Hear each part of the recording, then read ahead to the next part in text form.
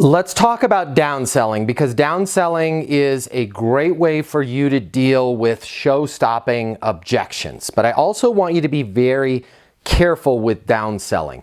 A lot of amateurs out there don't really understand downselling and they go to it too soon. What is downselling? If you don't know what downselling is I'm going to show you a less expensive product, okay? I'm going to show you something below what you were looking at in hopes that will entice you to now do business.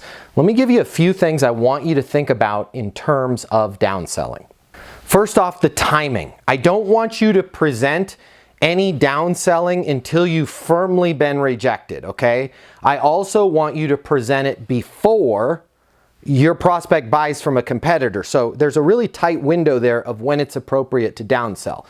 The first, that window is, you've rejected me, you've told me no, this isn't going to work, but then I catch you right before you buy from a competitor and I show, well, you know what, I've got an idea, it might be a game changer for you.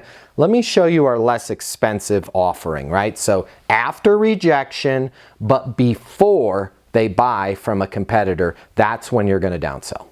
Also, I want to be clear here, the downsell is not a discount. I'm going to repeat that because it's important. Downselling is not taking the product they're already looking at and discounting. Downselling is showing them a less expensive option, all right? Now that less expensive option should not be less than 30% of what the cost of was the original option. If you're having to downsell, say, a 50, 60, 75% less expensive product, you and I need to talk. We need to do some training on qualifying your prospects because you clearly weren't even in the right scope with that original product. You should, if you're scoped well, and you're unable to close them at that product, your downsell product should be within 30% of what they were originally looking at. Now let's talk about your consequences of customer rejection. There should be no pressure and no consequences here. All right, so they've rejected me on that original purchase. Before they buy from a competitor, I'm going to bring up a downselling option. All right, I'm not hard selling this at all. This is a no pressure, I'm just bringing this up, all right? The last thing that we want to do is offend them or upset them. Why? We're going to put them, if they say no to this one, we're going to simply put them back in our sustainable pipeline. If they've communicated to us that they've bought, right? Hey, no, wasn't a fit, but I appreciate you bringing up that other offer. I'm going to go with ABC company. If they buy from somebody else, they're still going back into our sustainable pipeline. We're going to follow back. Remember, follow back. We're going to follow back with them in 12 months to see how that's going with their current provider or current solution. So we want to make sure there's no consequences here. I'm not putting any pressure on them. I'm not burning out an opportunity. I'm not offending a prospect. I'm just giving you, hey, here's another option. If they say no to that, they're going back into our pipeline. Finally, let's talk about the frequency on downselling. I want to make sure that you're not presenting any downselling until you are firmly told no.